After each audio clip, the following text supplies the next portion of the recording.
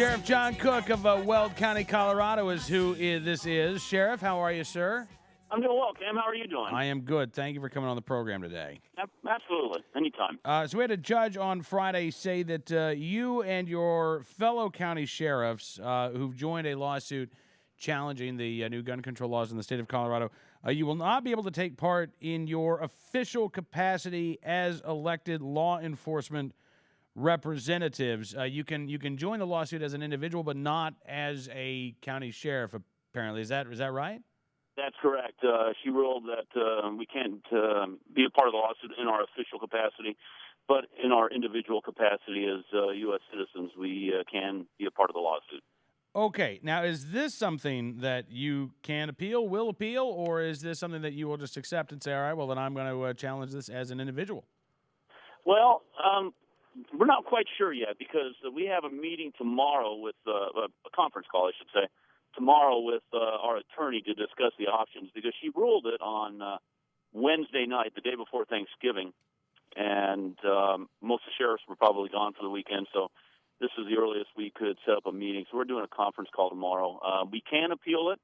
It would probably drag out the lawsuit a little bit longer than what we want, but we have to weigh the options on that. Were you surprised that the judge ruled that, in her words, quote, if individual sheriffs wish to protect individual rights or interests, they may do so. However, the sheriffs have confused their individual rights and interests with those of the county sheriff's office? Yeah, I am a little confused about that. I was a little stunned, I should say. I don't believe she read the briefs that well or understood them, but we take an oath to defend the Constitution, and we're elected as sheriffs to represent the interests of our constituents and protect their rights.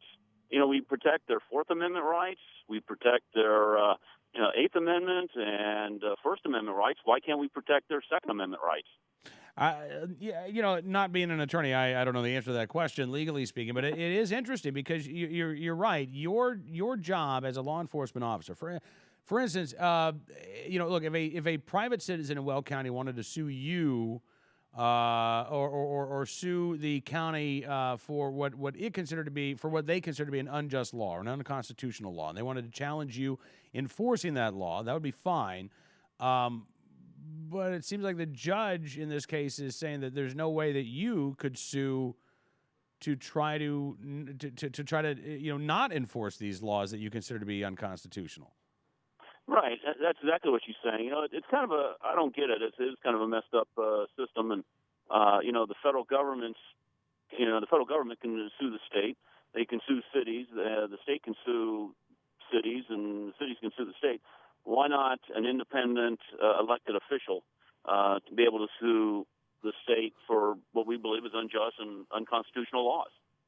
Yeah, and the fact that, how many of your fellow sheriffs had signed on to this lawsuit? 55. 55 out of the 62. That matters, I have to say. And I know that the judge has said, well, I guess you 55 can sue as individuals. Does this change any of the legal arguments, Sheriff, that can be made on your behalf if you and other sheriffs were to say, all right, we'll just proceed as individuals? Does that change anything, any of the complaints that you've brought? Yeah, I believe it does. Like I said, we haven't really met with our attorney in depth at all, but I believe it does change it because now I'm an individual citizen, the same as anybody else, defending my Second Amendment right versus a class of elected officials representing a vast majority of people. And so I believe that it's going to change our strategy and change how we approach it. In my opinion, I think it's going to make the case not as strong. And so I'm leaning towards an appeal, but that's a group decision out of the 55 sheriffs. Right. Yeah, it seems so odd to me that there would be no way for you in your official capacity to try to prevent your office and your deputies from enforcing these laws that, again, it's not that you just feel these laws are bad or ill-advised. Again, you think that enforcing these laws means that you have to deprive residents of Weld County, Colorado of their constitutional rights.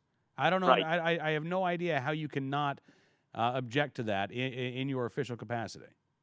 Well, exactly. And like I said, if we see other rights being violated, we're expected to jump in there and stop it. And we look at these laws the same way, as they're violating people's rights, and I have a duty and obligation to protect those constitutional rights as the sheriff. What have you been hearing from your constituents, Sheriff? Most folks in Weld County stand with you. Oh, absolutely. I've been getting more emails today saying, stand in there, hang in there, fight all the way. Thanking me for the stand. So very supportive. As a matter of fact, I went and spoke today at the Lions group, and very, very appreciative of the stance that myself and the other sheriffs have taken. Oh, that's good to hear, Sheriff. Listen, I really appreciate you coming on the program, sir. Thank you so much for your time, and I hope that we can talk again soon. Well, me too. Thanks, Cam.